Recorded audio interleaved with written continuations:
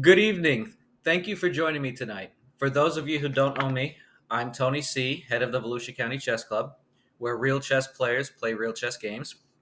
And tonight I wanted to present to you the 2024 State of the Chess Club. Normally I'd like to do this at the beginning of the year, but I have been extraordinarily busy as of late. And in this video, I'll be discussing how we started, how far we've come, the challenges we faced, where we are now, and where we are headed. And of course, I'll be giving you an update on our championship series. So please stay tuned until the end for that. I promise you it will be worthwhile. All right, how we started. Prior to the Volusia County Chess Club inception, chess in the area was organized by the Daytona Beach Chess Club, which was run by Paul Tomeno for roughly 50 years. As health and transportation issues became a concern, Paul handed the club over to Barry Fetter, who did a fine job until the time of his passing, after which the club effectively disbanded. Shortly thereafter, some former members contacted me about stepping up and organizing a group, and I responded that I would try given the conditions that there were enough interest and we could find a playing location. It was at this time I created the Facebook group under the moniker Remnants of Chess to see how many locals we had left that wanted to meet and what were their schedules. Sure enough, although begun as a small private group, the Facebook group took off and condition one was met. All that was left was the location. It didn't take long before Joseph Cianfar introduced me to someone who just moved to the area and opened a game store and was open to having a chess club in the store. That person was Joel, and the store was Game Masters. So in 2019, Volusia County Chess Club held its first meeting. Things started very slowly, and meetings usually only had about a half a dozen people or so at first. But with consistent support of members like Arnold Alvarado, who has since become my right-hand man, and Ed Weiss, who made a choice to sacrifice his time as a poker dealer and his position as the lead singer of the local group, Back of the Bus, to provide constant support to our club, we endured. Our club would not be what it is without the founding members, and for that I am very grateful. So our organizing began with regular meetings at Game Masters every Tuesday from 6 to 10, as voted in on our Facebook group. It was at this time I created our website, VolusiaCountyChessClub.com, and came up with our club rating system. As time progressed and the word got out, the club started to grow, and by the end of the year, Volusia County Chess Club became an official affiliate of the United States Chess Federation and began holding USCF-rated tournaments. In addition, I began coaching again, and I trained and led a team that would win our section in the 2020 United States Amateur Team South. This would also be one of the best performances in my chess career, where I tied for first in the field of over 100 players with a score of 4.5 out of 5. Alas, it was at this time disaster struck in the form of COVID-19.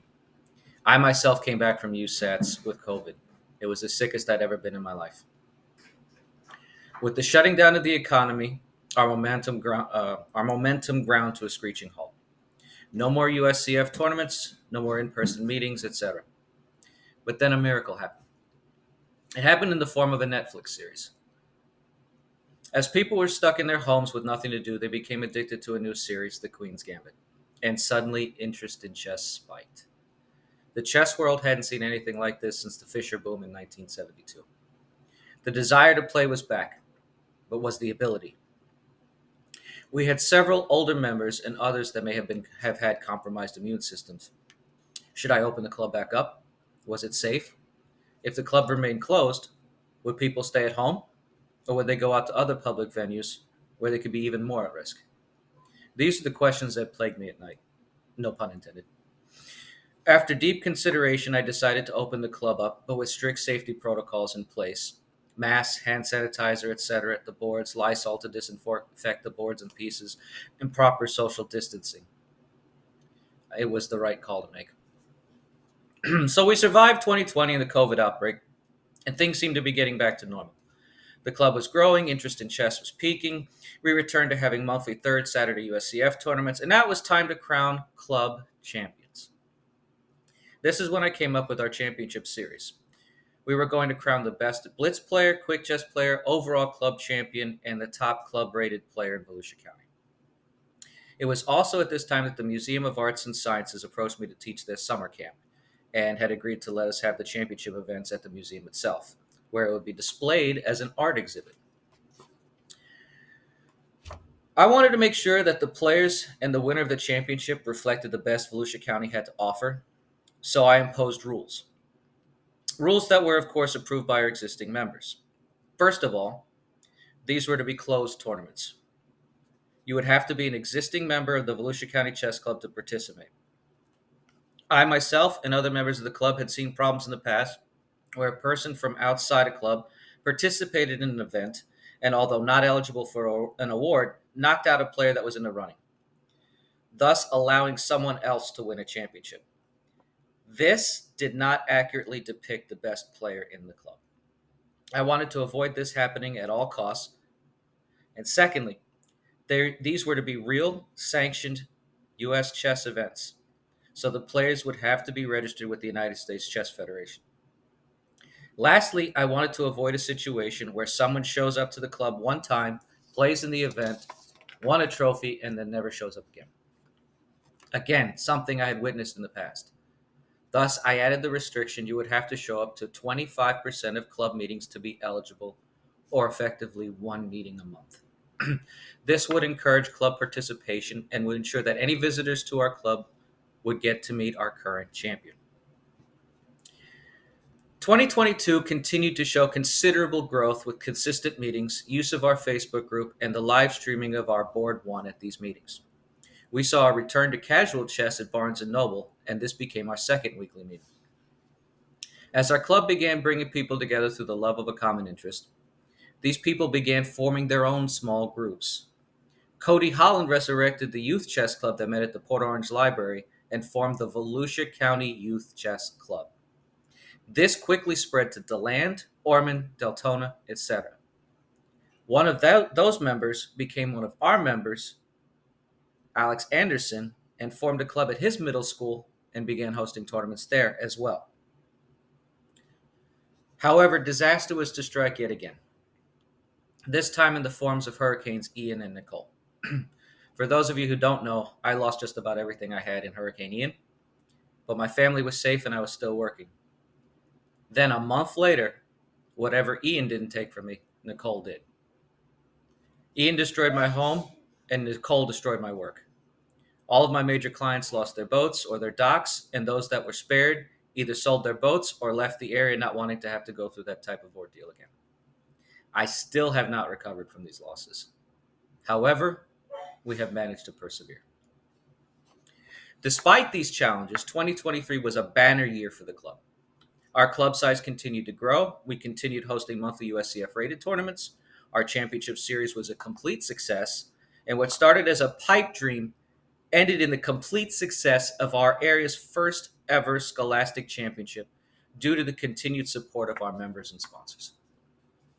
As a matter of fact, I'd like to take a moment now to thank everyone that helped with that endeavor. First off, I'd like to thank Jesus Lea of Red Bow Party Rentals for providing the tables and the cloths and even providing a majority of the awards. Next, we couldn't have held a tournament without the venue that the Atcher family helped us obtain. Thank you, Ashley, and thank you, Amanda. Next, of course, is Ed Weiss, who immediately offered to help cover the cost of the room and whose constant encouragement helped keep me going. Next, the Anderson family, who helped cover the cost of the marketing and who themselves spread the word far and wide. And of course, thank you to our in-house National Tournament Director, Stephen Lampkin, for directing the event. And thank you to all the participants and anyone else I may have missed.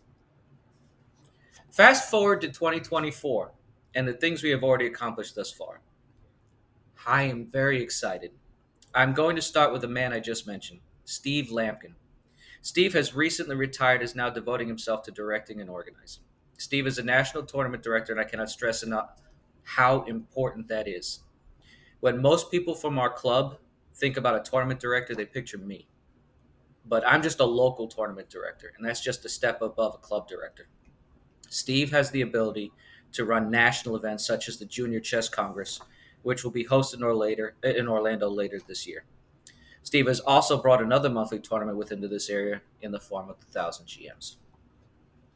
This year, in addition to our normal events, we have managed to get the local colleges involved. Last month, I directed a tournament at my own alma mater, Embry-Riddle, organized by Diego Espinosa, president of the ERAU Chess Club. I'm sure this will be the first of many. Also, the 1000 GMs is now being hosted at Stetson University. Now, focusing a little closer to home, as many of our regular members have noticed, our average club meeting has tripled in size. Quadrupled, in fact, since we started back in 2019.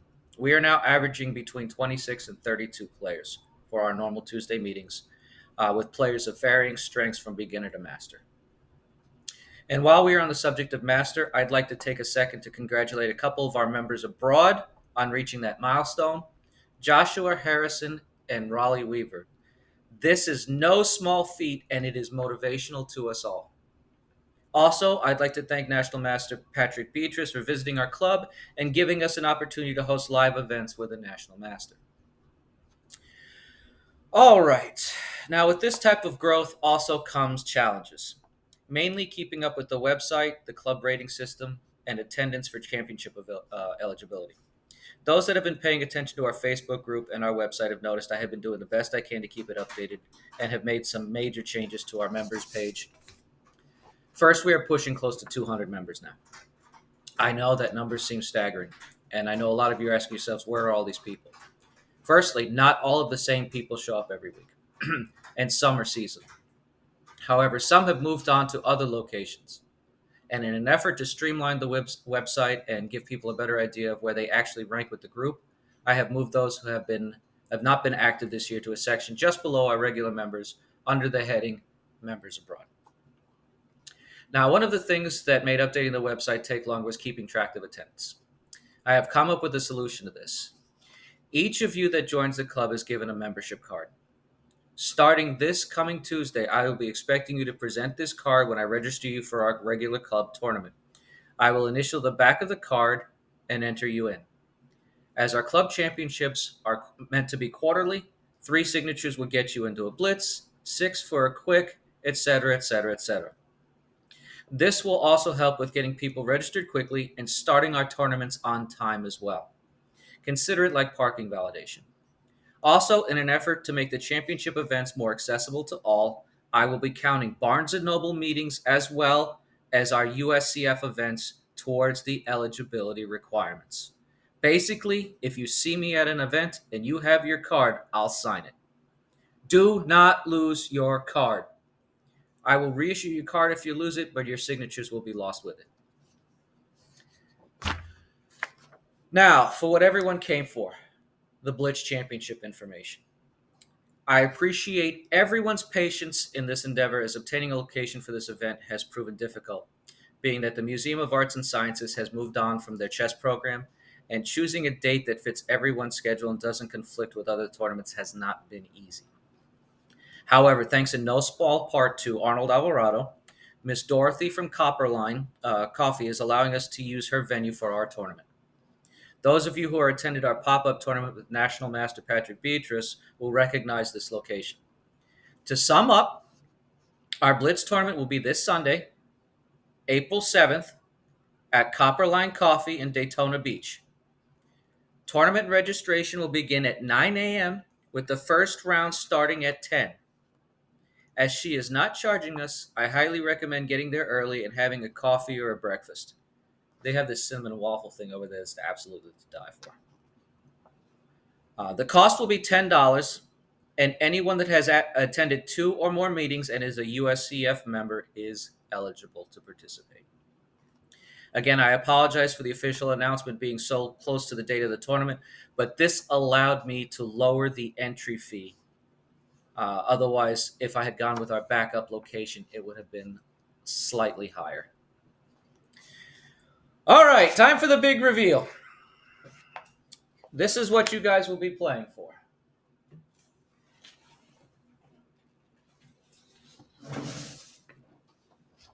As you can see, the trophies are ready for each of our championship events, and the VCC Scholastic Championship will make a return. Hopefully, we can make that event bigger than ever. Through our club members' suggestions, I have made a change to our final trophy of the year, which was formerly known as the highest club rated. It will now be known as Top Club Performer and will be determined by the highest four club rated players having attended 12 meetings playing in a quad. This ensures a level of fairness to those who wish to participate in other events such as pop-up, USCF rated quads, or other tournaments that may conflict, etc. Our Blitz Championship trophy, the one you will be playing for this Sunday, is this one right here. Absolutely beautiful trophy, done by Trophies Plus. It's even got our logo in it. These are the nicest trophies I've ever seen. Now, by now, you've probably noticed that there is a trophy hidden in the back there. Yes, we will be having a mystery tournament added to our championship series this year. I will be giving more hints as to what it is in future videos like this, and my goal is to use this channel to highlight our game of the week here. In conclusion, I'd like to thank each and every one of you tonight, and I hope you're as excited for the future of chess in our area as I am. And I wanted to end by thanking all the people that have made this possible. And I'd like to take a moment specifically to thank Paul Tomeno, if he's watching. Thank you for training me. Thank you for teaching me how to run a club and how to direct tournaments. None of this would be possible without you. Good night, all, and see you at the club.